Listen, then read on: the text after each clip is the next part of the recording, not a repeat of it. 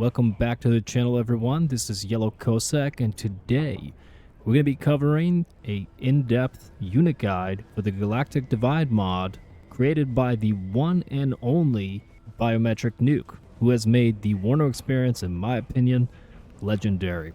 Let's dive into the Rebel Alliance. Here we have the heavy troopers with the RG4 explosives and a chain gun, which doesn't look intimidating at all. That's the RG4 grenade launcher.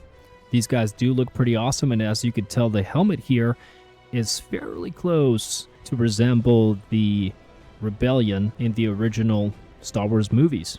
More like this. So let's dive into the statistics here. They do have some cool traits. Here you go. The Kota's Elite, 90% resistance to suppress and stun resistance, targeted by enemies aiming negative 20%, plus 50% faster aiming time, 45% weapon precision, plus 40% physical resistance. On top of that, they also have the shock attribute as well, which you guys all know what that means. I think overall the Rebellion Alliance probably outmatches the Sith Empire with the Heavy Trooper class. They do have anti-tank missiles. Obviously you have the chain gun, the explosives, and the light blaster, plus thermal detonator explosives. This unit packs a punch. Starting off with the light blaster, you have 4 bolt intensity, 0.52 thermal output, and 60 suppression. Ground target and air, same, 950 meters. Static, 77. Motion, 70. That's actually important. And rate of fire is 375. That's very fast. Aiming time, 0.35 seconds. Reload time, 0.48 seconds. Supply cost is pretty heavy. Bolt intensity for the explosives are 1. 0.25 for thermal output. 45 for suppression. Kind of surprising. Would have thought the explosives would have had more suppression than a light blaster. But the ground target at 740 meters. 99% static. 97% motion. My god. These guys are like ace bombers. Rate of fire is 61, reload time 8 seconds, salvo length 10. 2 for bolt intensity, 0.07 for thermal output, that's very small. Suppression is also 60, should be higher. Ground target, air target, same, 1,000 meters. 65% accuracy, that's pretty impressive for a chain gun.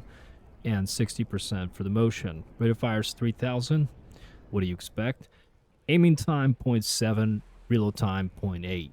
Anti-tank, 5. Going for bolt intensity and thermal output with 60 suppression, 4,000 meters for the anti-tank round. And also you have 100% accuracy while static, 15% while motion.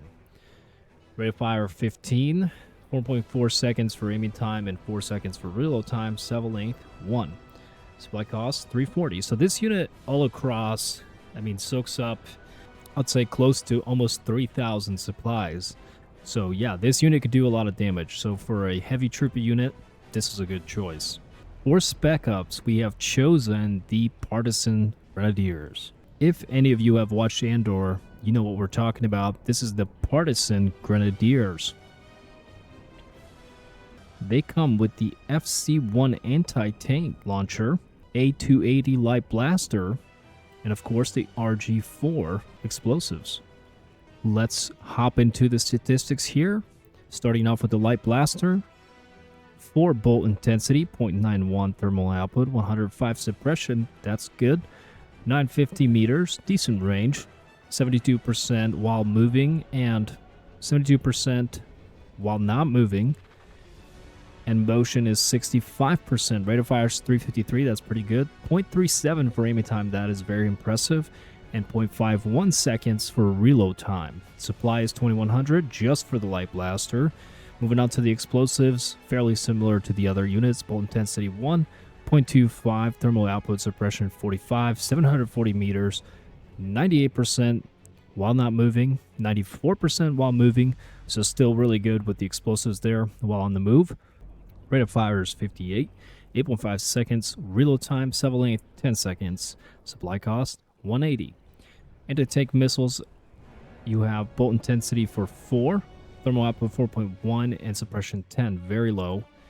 850 for the engagement range, not too impressive. 90% static, and 10% while moving.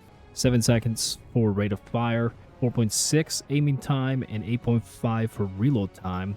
781 supply costs, very heavy. Explosives, D24 Inferno grenades times 7, bolt intensity 1, thermal output 1, suppression 50, ground target 250, static 90%, motion 10%, rate of fire 5, 12.8 seconds for reload time, cell length 1, supply cost 21. They do have exceptional stealth, so that is a cool attribute for Spec Ops unit. And they also move at 32 kilometers, slightly faster than the average 24 kilometers, normal optics and strength at 7. But they do have the Partisan trait, which is 15% resistance to suppress and stun, and 10% physical resistance. So, pretty good. Moving on to the anti-tank unit, here we have the Militia, armed with the HH15 times 2 with 12 rounds each at 5 bolt intensity, thermal output at 10, very good, and suppression 120, range is 4,000, static 100%, and motion 15%. Aiming time 4.4 seconds, 4 seconds for reload time, and salvo length 1 second. Supply cost 1020, not too bad. Light blaster coming in as the DH17. They got 10 of them with 2,427 rounds. Bolt intensity 3, thermal output 1, 180 for suppression, 835 meters for ground and air. 65% for static, 55% for motion, reload time for 50.18 seconds for aiming time, that's nice. 0.4 seconds for reload time, that's key. And salvo length 1, 809 supply. Here we go. They have good stealth for deployed 2,000 meters. That's also pretty significant. And they move at average speed, but with 10 strength, so they're not weak. So this unit could put up a fight against other infantry if it had to. So I think this is why we choose the Militia. Let me know in the comments what you guys would choose instead for the Rebel Alliance. Moving on to our Recon, we're going to be actually choosing the Rebel Commando Smart Rocket unit. So they come in with the RPS 6, 130mm times 12, bolt intensity 1, thermal output 2.5, suppression 50, 1,800 meters for ground, 3,000 meters for air. So hopefully I have this right, but I'm assuming this can target both, since it could actually hit air units too. Which I'm not exactly sure how that works. You guys can tell me, but if this was the case, I would take this unit over the Rebel Commando HH15, which is primarily only for anti-tank, which does have really nice range as well as accuracy. So it all depends on how this unit works, which we can actually test out, and we're going to showcase this unit specifically. But if it could hit ground and air targets, that makes them much more versatile. Obviously, the DH17 blaster, I've already read off the stats for you for that. They do have exceptional stealth, but only mediocre optics. But the attributes that come with them is also really nice. They have the shock unit attribute, as well as the special forces attribute, and they have the resolute attribute, and of course the rebellion attribute, which is 25% resistance to suppress and stun, and 15% physical resistance, so pretty nice. Alright, so for the Recon, we're actually going to go with the Tognath Hunters. As you guys can see, they do have the Partisan trait, as we said earlier, 15% resistance to suppress and stun, and 10% physical resistance, on top of which, when they are stationary for at least, I believe, 10 seconds, they get a plus 500% damage boost, which that's pretty awesome for the weapons that they already have. And you have the Amban Phase Pulse Blasters with times 50 for rounds 5, bolt intensity, thermal output 1, suppression 200. So you guys can imagine this unit's going to slap any kind of infantry unit. 60% accuracy, kind of surprised there, and 10% motion, but I'm assuming this is for balancing reasons, because imagine them having 90% plus that damage buff.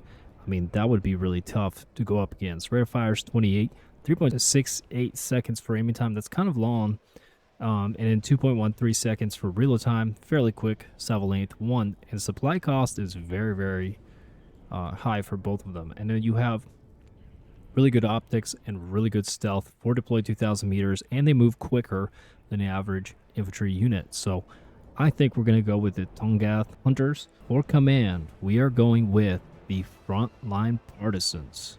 As you guys can see, it's a fairly large group at 25 strength. The reason why we chose them is they are extremely versatile with light, heavy blasters, anti-tank missile, anti-air missile. Okay, I know it says anti-tank on all of them, but obviously, like for example, this one only says helicopter and air, which means it's the anti-air missile. I know it's mislabeled. They will fix that in the future, I'm sure. Thermal output 9.15, bolt intensity 1, 125 suppression. That's pretty good for a ground unit that's running around. Here you have an anti-tank missile at 4,000 meters with 4.25 thermal output, 70 suppression, 5 bolt intensity, 90% accuracy while not moving, and 10% in motion. Rate of fire is 14.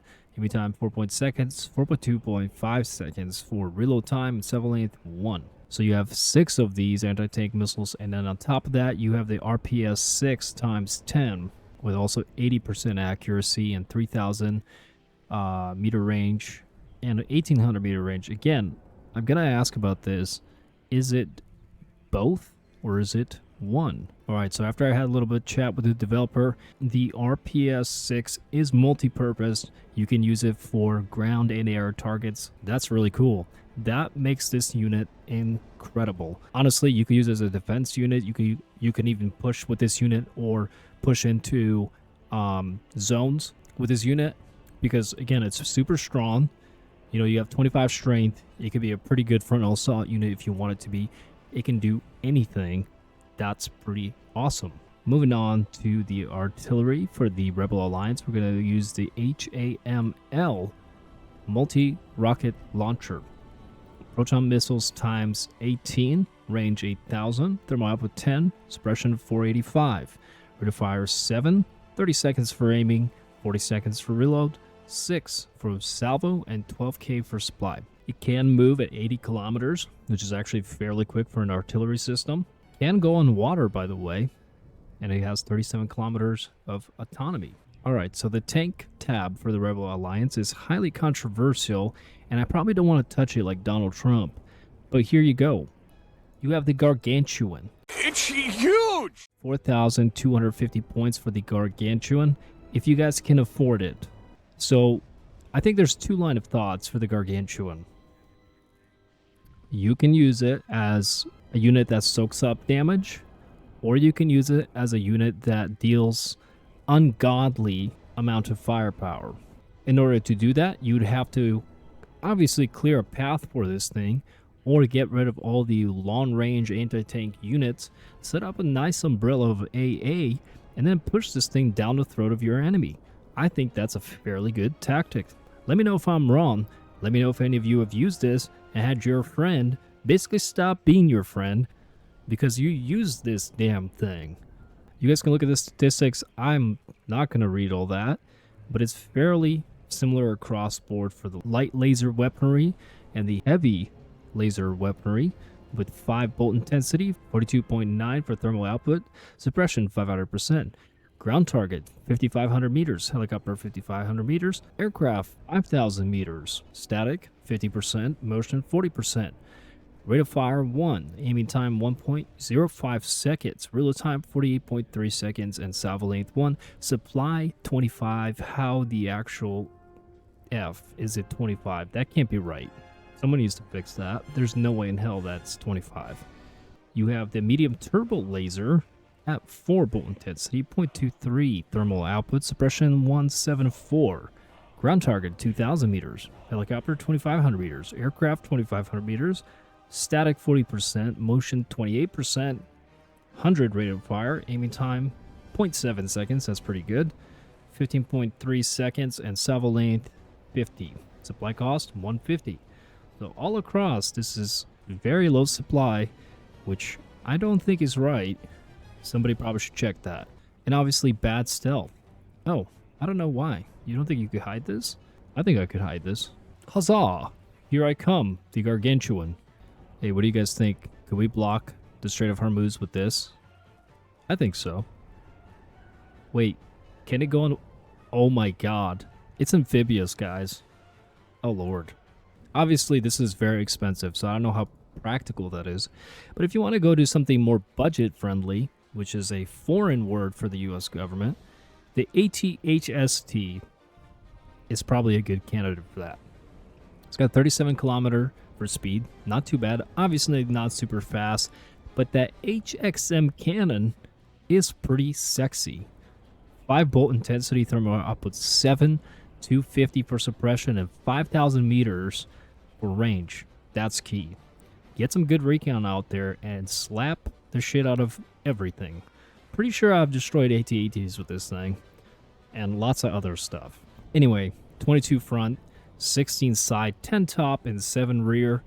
This is a pretty good option for an affordable tank, but one downside is that you typically don't get very many of these in your deck.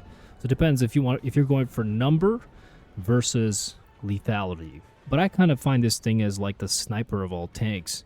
It does have 65% accuracy for the HXM cannon, which is not bad. But I hardly find this thing missing. But as you guys can see, the Rebel Alliance does have a lot of option for tanks. You really could play around with this in any shape or form that you want. If you want speed, you can have it. If you want little snipers on the battlefield, you can have it. It really depends on what you want. Moving on to the AA for the Rebel Alliance, we're going to use the HAML Anti-Orbital. If any of you have ever played this mod, you're going to know that people pop out destroyers and or bigger ships or smaller ones that are super annoying. And if you don't have good defense, or if your defense was taken out, you are literally more screwed than the average citizen trying to pay off the Empire's debt. Anyway, let's hop in. I love this little icons that Bio has put in. These are custom made. So you have 21 front, 16 side, 11 rear. Top 9, you have 4 surface-to-air missiles with thermal output of 70, suppression 100. You have 10k for range, 70% for accuracy. So you definitely want to keep this thing supplied. It does have decent range. But to be honest, if you're going up against like something like the Providence, I don't know if you would reach it. That's one of the hardest things with AA is being able to actually be able to reach the destroyers. But that's why you have fighters. There are fighters and also frigates. They have even longer range capabilities to destroy other destroyers. But I do think if you want a solid AA, this is not bad. Obviously, honorable mentions is the ATIC. I don't have to tell you about this one. And of course, the sexy little Bantha, who just does so much more work than it gets respect for. I love the Bantha. I don't care what you say. This thing is freaking awesome. LAAT Gunship for a helicopter tab. As you guys can see, it does have laser weaponry, light laser weaponry, as well as air-to-ground times 120. So that's pretty awesome. A 2 bolt intensity, thermal output 7.25, suppression 25, and range at 3,500. This does make it fairly versatile. You have the light laser weaponry, and it does have 50% accuracy for static and motion. Rate of fire is 6, reload time is 18.5, and salvo range is 2 with 6,000 supply after you use them all. Fire and forget capability and high explosive anti-tank round. Light laser weaponry, anti-personnel turrets times 3,000, 1.65 thermal output, suppression 44, ground target 1350, air 1400, with static at 47 and motion at 34, rate of fire 250. Aiming time 1.2 seconds, reload time 1 second, salvo length 20. Supply cost 750. Obviously not good stealth. Then you have the laser weaponry, composite beam, times 500. Thermal output is at 2.25, suppression 12, 1600 meters for ground targets and air targets, static 60%, Motion 50. Rate of fire is 60, not too good. Aiming time 1.2 seconds. Reload time 1 second, great. And salvo length 1 with 500 supply. And that's pretty much the statistics of that. Moving on to the air tab. This is ironic, but for the Rebel Alliance, I personally will choose the Providence. The Providence can just do so much. The Providence is very, very, very good looking, but it's also very capable and is a very strong workhorse for a destroyer. Now, an honorable mention is the Liberty because it has the immune to ion EMP effect. I don't think you understand how important that is.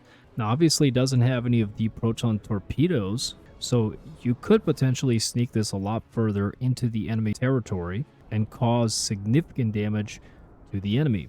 It is armed fairly light, but there are so many of them, times 48, times 20. Talking about 68 light laser weapons with 4,000 rounds, so 8,000 in total, with a range of 10K and 9,500 meters. That's fairly impressive. 20 of them can reach 10K, and 20 of them can reach 7,500 for the ground targets. It's fairly impressive.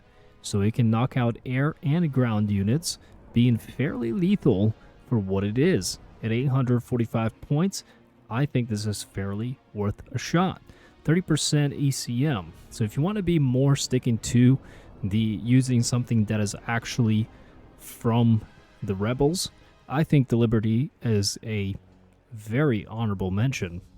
It has 180 kilometer speed, 7,400 liters of fuel, and it's very good with agility. So if we compare that to the Providence, you guys can see the difference there. So the heavy laser weaponry is kind of where the Providence shines, plus the proton torpedoes that have 18K for aircraft or destroyers, and also 10K against helicopters. You have 7,500 meters for ground units all around for the Providence. So you could technically say that the Liberty does outrange the Providence for ground units. Again, it depends on how you want to use it. The Liberty is slightly more armored, only for 5 points less than the Providence, but fairly similar statistics. The fuel and the speed is the same, ECM is the same, and autonomy is the same, but max damage is slightly higher for Liberty, so keep that in mind. Of course, guys, nothing tops anything more than the Ewok dropping its magical stones, you know, becoming of age here. I don't know, this is pretty cool, and I want to see this thing in action. Let's take a look at these hilarious stats here. 50 kilograms times 2, 4.5 thermal output, very, very impressive for rocks. And suppression at 1, ground targets 150 meters, motion 75%, rate of fire 109, real time 1 second. I don't know where he gets more rocks from. Somebody's got to show me that. And rate of fire 109, real time 1 second, salvo length 2 seconds. Exceptional agility, normal optics, and the speed is 60 kilometers, which is, my god, impressive. I don't know how this thing is supposed to fly. This looks like something straight out of the Da Vinci era. Star Wars is kind of hilarious to me like that, where you have the Ewoks who can, you know, destroy the ATRTs just with like logs and stuff like that. I just think it's funny. You know, rocks and logs can do damage to supposedly extremely strong armor that Earth could have no effect on, because I've had that debate as well. So anyway, hopefully you guys enjoyed the overall review of all the units. And again, if you guys get anything out of this, please do subscribe, like, share, helps the channel grow. We appreciate you guys.